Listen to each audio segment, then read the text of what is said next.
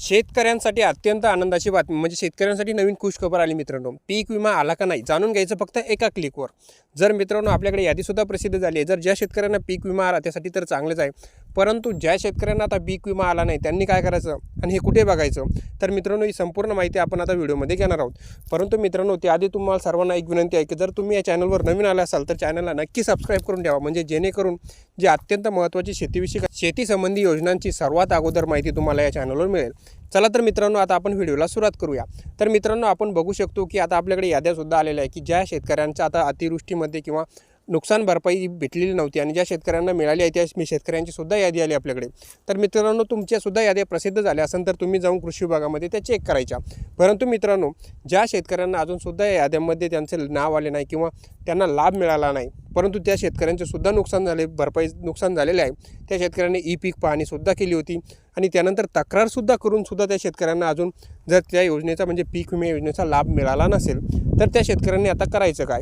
तर मित्रांनो त्या शेतकऱ्यांनी आपले आधार कार्ड आणि आपलं बँक पासबुक, आपले जितके गट असेल मित्रांनो, त्या गटामध्ये समजा सामायिक क्षेत्र असेल तर जितके सदस्य असेल त्या सदस्याचे एक तर संमतीपत्र तर त्या पूर्ण सदस्यांचे आधार कार्ड आणि बँक पासबुक घेऊन आपण आपल्या कृषी विभागाकडे जाऊन तिथे आपली मित्रांनो हे कागदपत्र जमा करून म्हणजे येणारी जी रक्कम आपली स्थगित आहे मित्रांनो, जी आता आपल्याला आतापर्यंत मिळाली नाही ती रक्कम मित्रांनो डायरेक्ट तुमच्या खात्यामध्ये जमा होणार.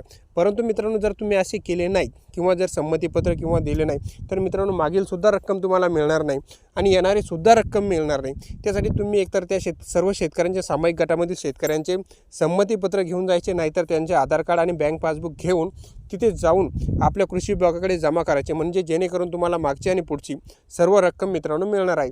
आता मित्रांनो आपण हे बघू शकता तुम्ही आता या शेतकऱ्यांना पीक विमासुद्धा वाटप सुरू झाला आहे. हे बघा मित्रांनो आता डायरेक्ट तुम्ही पेपर न्यूज बघू शकता मित्रांनो. तर मित्रांनो बघू शकता पीक विमा वाटप सुरू, मात्र किती शेतकऱ्यांना मिळणार मित्रांनो हे बघू शकता.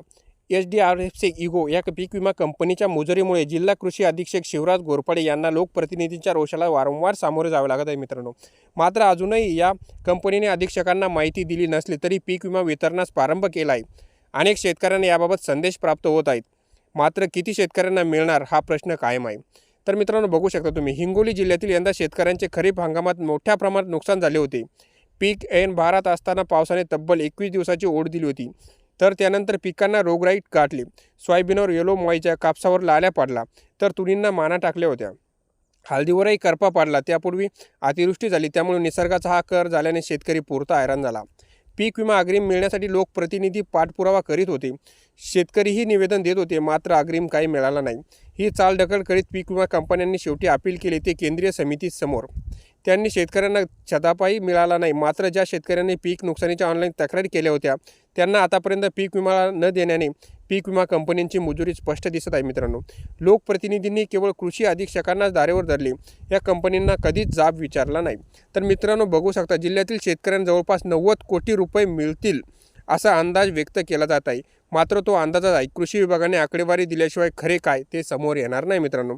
यानंतर मित्रांनो आपण बघू आता आमदार संतोष बांगर यांनी कृषी अधीक्षकांना जाब विचारल्यानंतर कंपनीने दाबे दाणारले.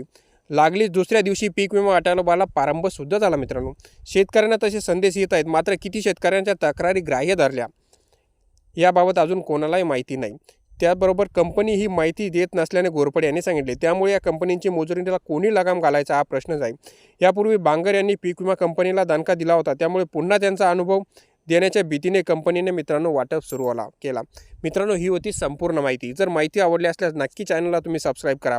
तुमच्यासाठी आम्ही नवनवीन आणि डायरेक्ट लोकप्रतिनिधीकडून माहिती घेऊन तुम्हाला नंतर कळवतो मित्रांनो. ही होती संपूर्ण माहिती. धन्यवाद.